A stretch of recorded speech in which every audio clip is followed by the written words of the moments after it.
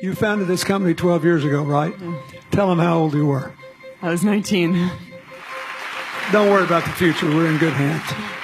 Elizabeth Holmes was everything Silicon Valley and the media could hope for. A brilliant young female entrepreneur who dropped out of Stanford at the age of 19 to start a company called Theranos. Theranos promised to save people from pain and disease through early detection and lead the way into an era of cheaper, more consumer-driven healthcare.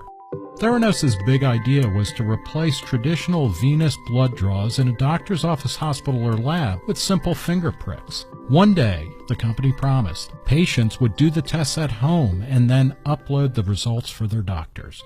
Holmes stacked her board of directors with establishment heavyweights such as George Shultz, Henry Kissinger, and General James Mattis, and she cozied up to Bill and Hillary Clinton. She also cadged hundreds of millions of dollars from investors that included the Walmart heirs, Rupert Murdoch and Betsy DeVos. For a time, her company was worth more than Spotify or Uber. But today, Theranos is on the verge of liquidation, and its backers have seen their investments completely wiped out. We start off with that bombshell at Theranos. The Wall Street Journal reporting Holmes has been unmasked as a fraud and is now facing possible criminal charges.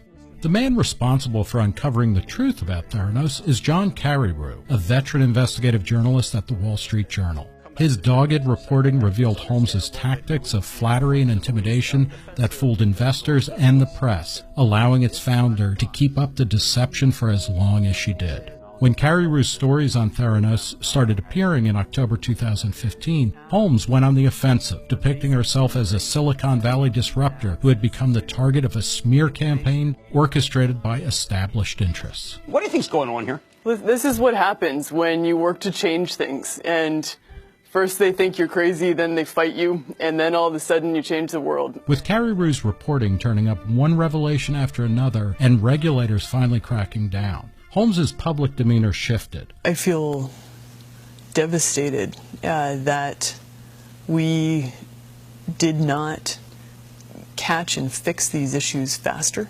Though she never went so far as to apologize to the thousands of patients whose health Theranos' product had put at risk. I sat down with John Carreyrou to talk about his new book on Theranos, Bad Blood, Secrecy and Lies in a Silicon Valley Startup, which has made the New York Times bestseller list and will soon be made into a movie starring Jennifer Lawrence as Elizabeth Holmes. Bad Blood raises tough questions about the failure of regulators to stop Theranos, the infatuation of the public and the press with the mystique of Silicon Valley, and the shadowlands where innovation, capitalism, and fraud sometimes get lost. So what was Theranos, and who is Elizabeth Holmes? Theranos is a diagnostics startup that was founded in 2003 in Silicon Valley by a young Stanford dropout named Elizabeth Holmes. She was midway through her sophomore year. She had this vision of a medical device that would test your blood. At first it was an armband that would have these little microneedles that would prick your blood and diagnose what ailed you and then simultaneously inject the appropriate drug.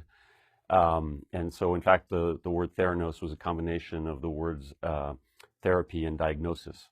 That original idea proved to be, more science fiction than anything that was really feasible. And she and her co-founder realized that pretty quickly. And so after a couple of months, they pivoted to what they wanted to build a device that was inspired from the portable glucose monitors that diabetes patients use to monitor their blood sugar. But Elizabeth wanted it to test all, to do all the lab tests known to man, which was going to make it a lot more complicated but a lot more exciting. A lot more exciting too, because the proposition was going to be that from a prick, just a prick of blood from your finger, you'd be able to run all lab tests and you'd be able to do it quickly. The results would be accurate. Do diagnostics on various types of prescriptions and all of that. Yeah, I mean, it would be anywhere from several hundred to several thousand blood tests, ranging from the common blood tests that your doctor will prescribe just, to check up on how you're doing, to tests to detect, certain types of cancers. She was, 19 or 20? She was 19 when she dropped out in late 2003. And her role model was Steve Jobs, and she Right. took to wearing, turtlenecks like Steve Jobs. Steve Jobs was famous for, what became known as the reality distortion field. That, Right. like, people in the room with him, had to bow down to his magnetism and his charisma. A lot of people talked about Elizabeth Holmes in a similar way.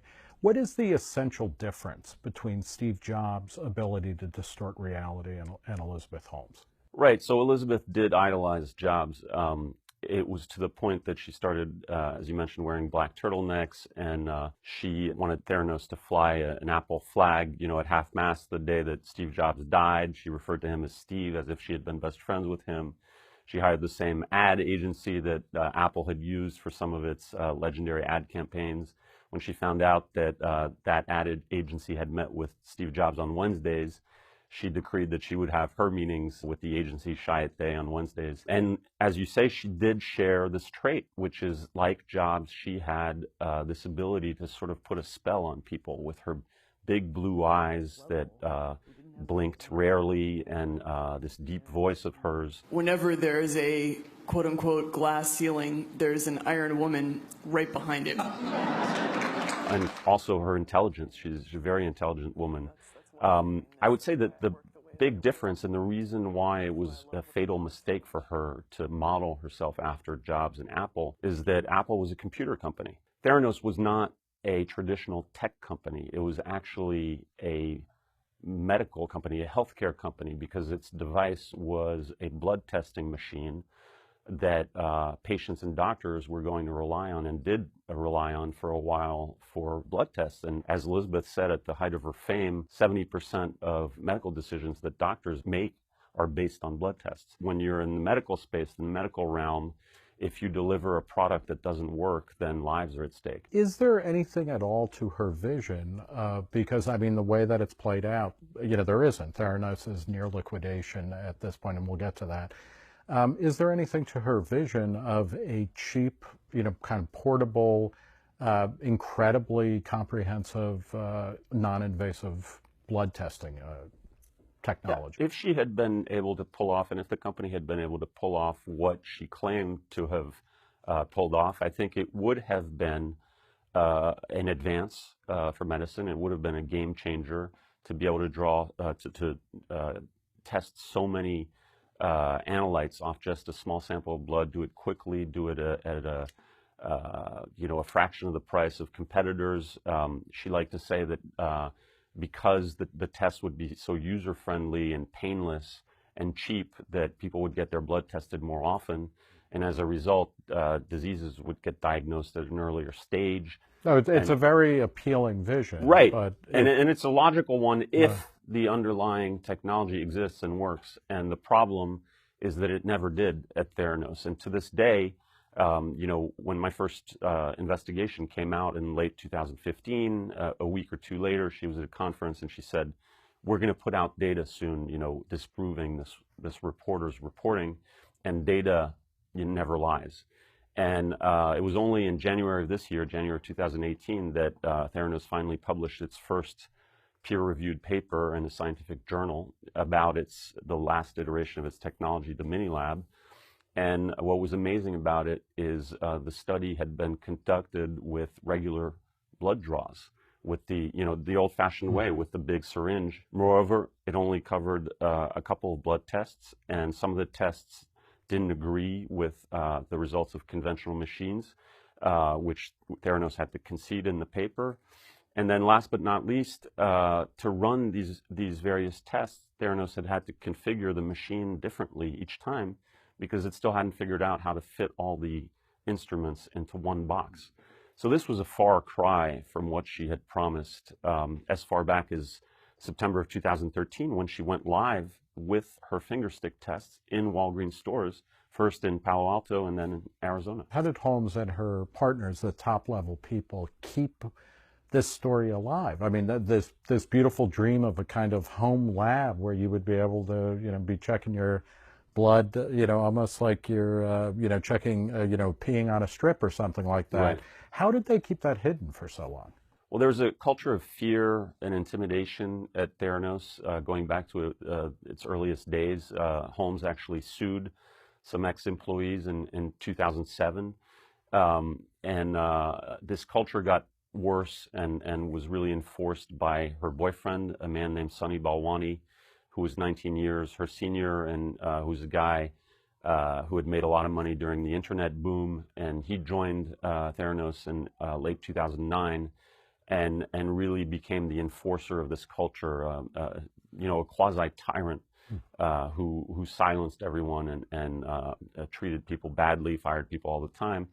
In addition to Sunny, what you had also was you had David Boies as the company's outside counsel starting in 2011. Boies, a legendary litigator who did Bush v. Gore, right, who became a champion for gay marriage. Right, and arguably the most famous and most feared lawyer in America, and he started working as outside counsel for Theranos in 2011, and he acted as a scarecrow for employees.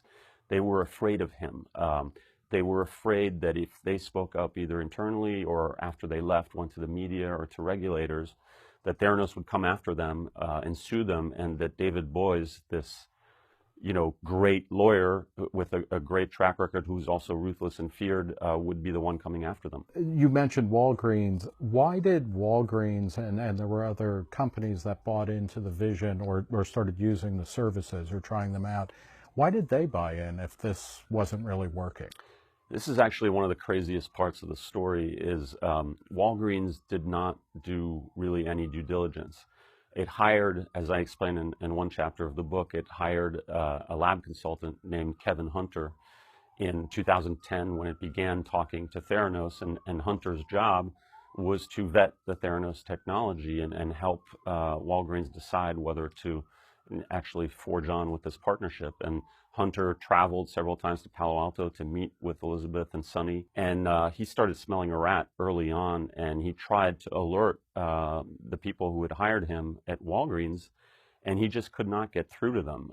They had this fear of missing out on the Theranos technology. They were obsessed with this notion that if they didn't pursue it, then Theranos would turn around and forge a deal with CVS, their arch rival based in Rhode Island. And so this fear of missing out drove Walgreens, amazingly, to ignore its own consultant. How much of that is, I mean, it's fear of missing out, but then it's also the kind of lure and mystique of Silicon Valley, which is this shiny coastal bauble versus right.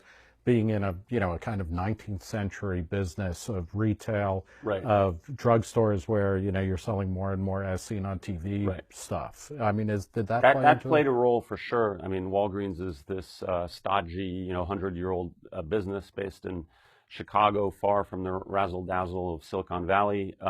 The thing that was a factor here also is Theranos had a major champion within the ranks of Walgreens executives, in the person of Jay Rosen, who was a trained doctor and who was absolutely head over heels for Elizabeth. He went by the nickname Dr. J. He liked to high-five people instead of shaking their hands, and he always introduced himself as, "Hi, I'm Dr. J, and I used to play basketball," which he thought was a hilarious joke. This guy was like a Silicon Valley groupie, and he managed to convince the CFO, or the chief financial officer of Walgreens, to also get on board with the pilot, and the two of them really were big champions for this partnership. The board of directors and kind of high-profile investors in Theranos, also kind of an all-star cast, including people like George Shultz, Henry Kissinger, General Mattis. What role did that play? I mean, the cultivation of these kind of superstar hangers-on. This is something that Elizabeth did from the very beginning. She cultivated the backing of someone who was older, more experienced, and had a good reputation. The first person she did that with was Channing Robertson, her engineering professor at Stanford. He was a star of the Stanford School of Engineering, and he joined her board when she founded Theranos and accompanied her to pitch meetings with VCs. Then a year or two later, she met Donald L. Lucas, a well-known venture capitalist in Silicon Valley who groomed Larry Ellison, the Oracle founder, and helped him take Oracle public in the mid-'80s. And then, unfortunately, Don Lucas started developing Alzheimer's disease in the 2010-2011 period. So she pivoted to George Shultz, the famous former Secretary of State who crafted the Reagan administration's foreign policy. He's credited by many as having won the Cold War. And longstanding interest in kind of the pharma industry, drug legalization. I mean, he's a great elder statesman who's widely respected. Yes, and his house is right off the Stanford campus on Stanford land, and he's also passionate about science. And so when he met Elizabeth in 2011, he was immediately taken in by her, wowed by what she claimed her technology could do, joined her board, and then proceeded to introduce her to all his buddies at the Hoover Institution, the conservative think tank on the Stanford campus. And that's how she came to meet Henry Kissinger, Bill Perry, who had been Secretary of Defense under Clinton, Bill Frist, Sam Nunn, Admiral Roughhead. And pretty soon all these guys were on the board too. Elizabeth lured them with grants of stock. And you know, before you knew it, she had this board chock full of these amazing, you know, people with amazing resumes. As I was reading the book and following the account, I mean, you know, the kind of feminist in me cropped up. I mean, like, because part of this, it just sounds like she is, you know, really working, like, I mean, in a kind of old screwball comedy or something. She's a femme fatale who is like wrapping her, you know, these guys around her finger. I mean, is that at work here? Or? That was definitely at work. And I know, you know, it's pretty controversial to say this amid the Me Too movement, but, you know, the 15-year history of the company shows that that is what she did over and over again. These older men, you know, she wrapped them around her finger. She made them support her and believe in her. And I think she did it in part with her intelligence. She's a very smart woman. And she did it with her charm. You know, she has these big blue eyes and she has this charisma, and they were kind of taken in. And you know, it ranges from Channing Robertson and Don Lucas at the beginning to Kissinger and then David Boies and Rupert Murdoch at the end of the story. We're going to talk about Murdoch in a second, and this is a good time to bring up the press, because so, you know, you have companies like Walgreens buying in without doing due diligence. You have investors buying in without really understanding what's going on. You talk about how the first chief financial officer was like, you know, I don't really understand this, and it doesn't seem to be working, but I guess it does. I mean, like, there's that. The press was generally uncritical of her, and in many cases, they're the ones who kind of made her into an investment or you know, a Silicon Valley superstar. Why did the press buy in? Isn't the, I mean, the press is supposed to be the bulldog and the watchdog of democracy and of the market. Well, she worked the press expertly. I mean, one thing that should be noted is the first mainstream publication that put her on the map was my newspaper, the Wall Street Journal. The editorial page of the Journal did a friendly interview with her in its Saturday edition in a column called The Weekend Interview, and this was back in September of 2013, and it coincided with the launch of Theranos fingerstick tests in Walgreens stores. And then the story, I would say, that really rocketed her to fame about 6 or 8 months later was the cover story in Fortune magazine that was published in June 2014, and she's shown, you know, with a black turtleneck and bright red lipstick. The headline, I think, is "This CEO is out for blood," and that was a really arresting photo, and it really made her a celebrity in Silicon Valley and beyond. That said, I don't blame the press too much, because people like Roger Parloff, who wrote that cover story, and then Ken Auletta, who wrote a long profile of Elizabeth Holmes 6 months later in the New Yorker, were outright lied to by her. I mean, you know, they were deceived. Oh, but no, you're a reporter. You know, when your mother tells you she loves you, you check it out. I mean, Ken Auletta fits into this, you know, old man kind of getting and Roger Parloff was a legal correspondent for Fortune, and Ken Auletta writes mostly about media and technology, not healthcare. Neither of them had any expertise in medicine, and certainly not laboratory science.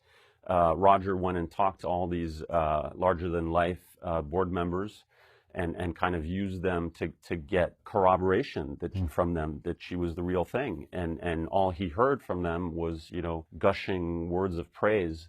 Yeah, I mean, I guess that they were really deceived, and they didn't necessarily go into those interviews and into those stories thinking that they should be on their guards about, you know, someone who was a pathological liar, which she was. Is there any reason to believe that actual individuals died or were harmed by the rollout of Theranos? It's very hard to get an answer to that question because the correlation between someone having a bad health outcome and a blood test it's very hard to scientifically prove it.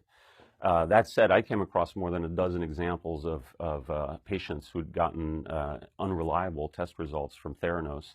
In most cases, luckily, their doctors were suspicious about these results and sent them, to have their blood redrawn and retested elsewhere. One of the stories that I talk about in the book is that of a real estate agent in Phoenix who had ringing in her ear, and so her doctor had sent her to Theranos to get her blood tested via finger stick, and her results came back, and I think 6 values came back abnormal. And the doctor, given the symptom, which was ringing in the ear, became very concerned that she was on the cusp of a stroke and immediately sent her to the emergency room. The patient spent 4 hours in the hospital and underwent a battery of tests. Finally, the hospital ran her labs again, and they were normal. She then had more tests, MRIs, over the ensuing week until she and her doctor finally came to the conclusion that the Theranos tests had been inaccurate. So that gives you an idea of the health scare that this company put some people through. You had mentioned Rupert Murdoch in passing. You work for the Wall Street Journal, which is owned by Rupert Murdoch or by his corporation. There's a story in there when you started writing about Theranos and you started uncovering a lot of weirdness going on and a lot of, dicey things. Talk a little bit about what happened. Murdoch was an investor in Theranos. Right. Simultaneously, owned the newspaper there, controlled the newspaper you were writing for. And there comes a moment where Theranos goes to Murdoch and puts the screws to him. Does Rupert Murdoch, does Sir Murdoch or Lord Murdoch acquit himself well?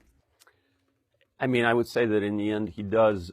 When I started digging into Theranos in early February 2015, he was a month away or 3 weeks away from investing $125 million, which he proceeded to do. I had no idea that he was an investor. He had no idea that I was working on an investigation of the company. And the first I heard a vague rumor that he might be an investor a couple days before we went to print with my first story. Wasn't able to confirm that. And then heard rumors sporadically in the following months and year.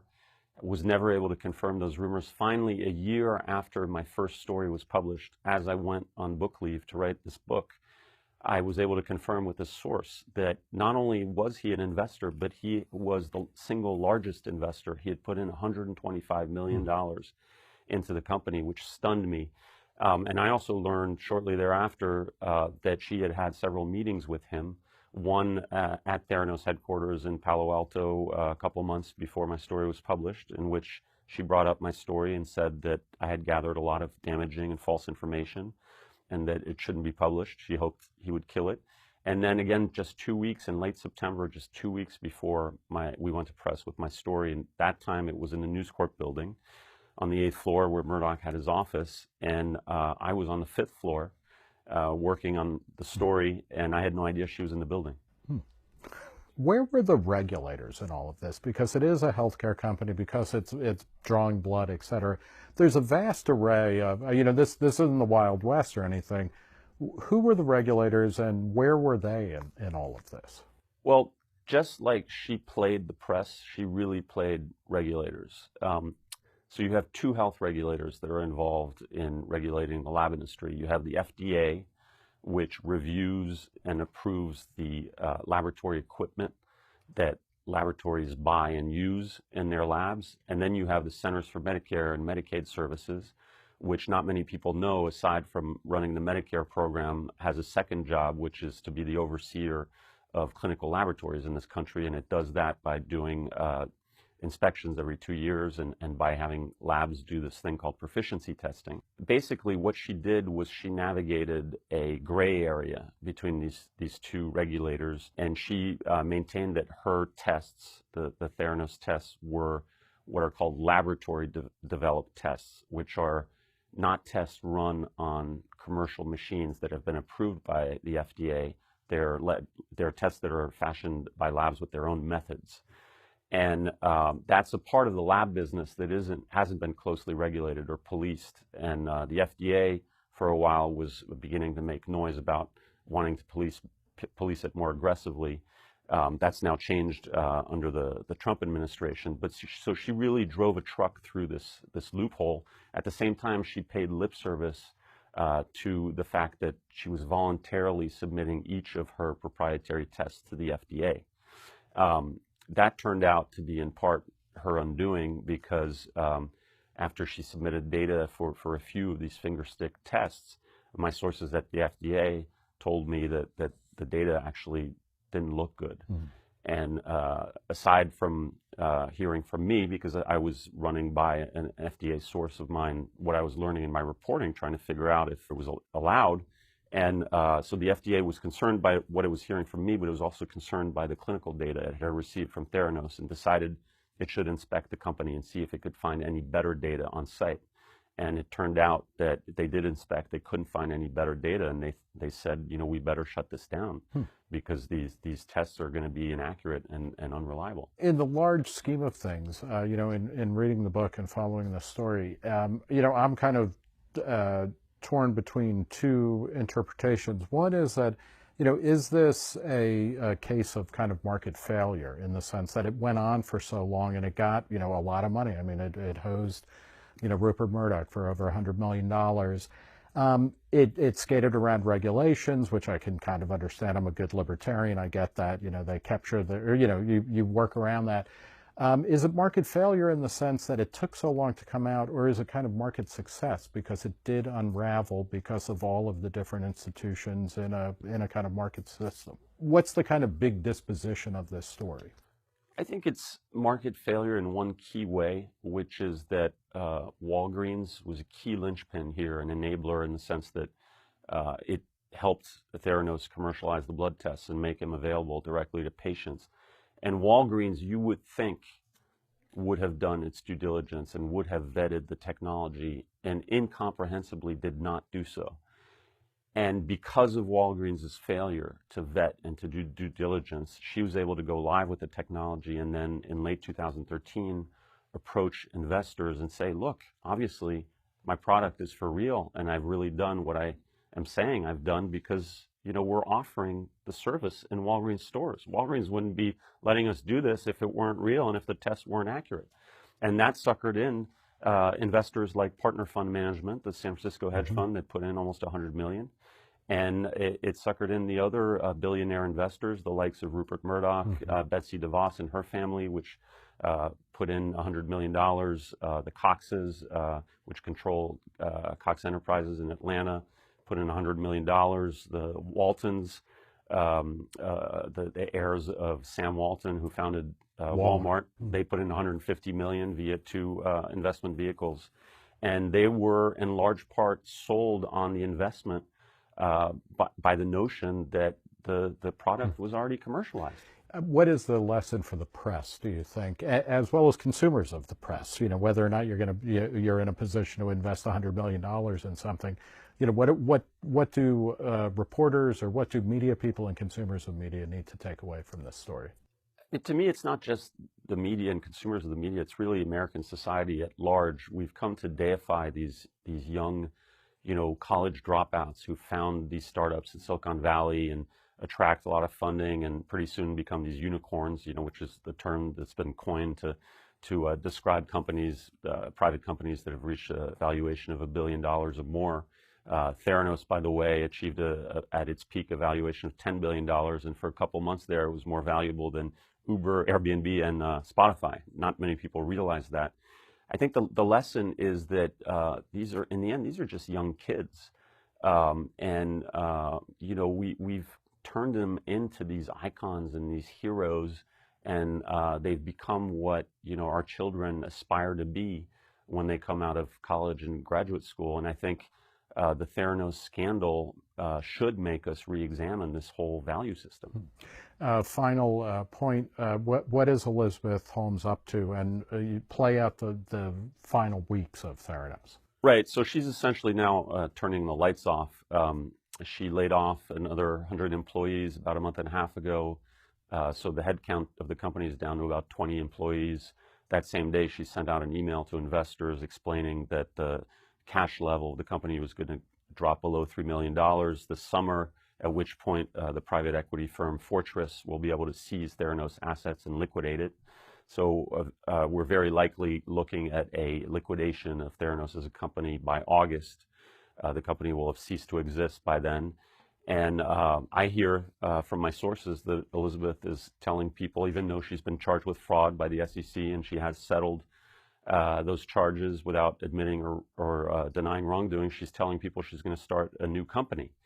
I think the odds of that happening are pretty low because a lot of people forget there's been a second investigation going on, a criminal one. It's been spearheaded by the U.S. Attorney's Office in San Francisco. It's 2.5 years old at this point. It's very advanced. And I think criminal indictments of Elizabeth Holmes and Sunny Balwani, her ex-boyfriend, are a distinct possibility. Well, we will leave it there. We have been talking with John Carrier, who is the Wall Street Journal reporter and the author of Bad Blood, Secrets and Lies in a Silicon Valley Startup. For Reason, I'm Nick Gillespie.